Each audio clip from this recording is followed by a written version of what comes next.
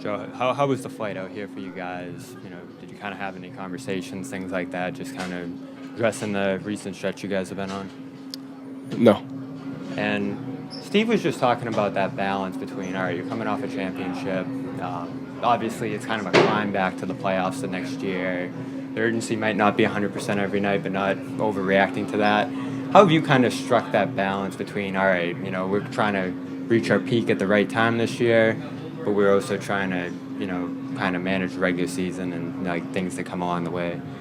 Yeah, I mean, every season, regardless of the past result, brings about challenges, opportunities, ups and downs, regardless of the past. So at the end of the day, it's more about making sure, we're sticking to the process of trying to play our best basketball as best as we can, holding each other accountable to that, and just taking whatever the regular season presents to us as an opportunity to learn and grow. And so I think that's the mindset that we're in, and that's kind of where we're at right now,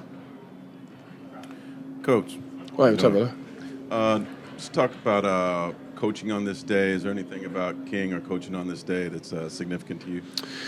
I think from the standpoint of an NBA calendar presents opportunities to build a platform on many different days. And, whether that's Martin Luther King, whether it's Christmas, whether it's Easter, whether it's, the ability, which I think Steve does a great job throughout the voting process. And so when you have a team, like us who has the opportunity to be on a platform on different opportunities, you try to take advantage of that. So, yeah, it is good to coach on a day like this, but I think the bigger picture for me is the ability to have the platform that we have as a team to do that throughout the regular season. It's kind of what the NBA calendar gives us an opportunity to do. And I don't know how familiar you are with it. Are you pretty familiar with Chuck Cooper and Bill Russell and their legacy, first black starting five, and the Celtics history in that regard? Yeah, absolutely. I mean, again, that goes back to kind of the tradition that you have not only in the league but on your team as well. And what I like the most is that our guys are willing to take on that platform and that responsibility. You see the work in what Jaylen does. You've seen what Jayson has done. You've seen what Jrue has done, what our team has done. And so they take on the responsibility on and off the court of what it means to kind of, their platform and to be a Celtic, but also to what you're talking about, just being who they are and being able to carry that. So I take a lot of pride in watching them do that. And I think it's just as important that they get recognized for what they do off the court as they do on.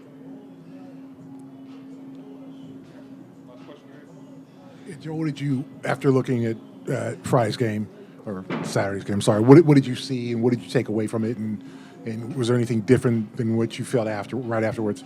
No, pretty spot on. I thought, we defended at a high level. I thought we put ourselves in position, to win, and we just didn't execute down the stretch throughout there. So I felt the same way I did post-game.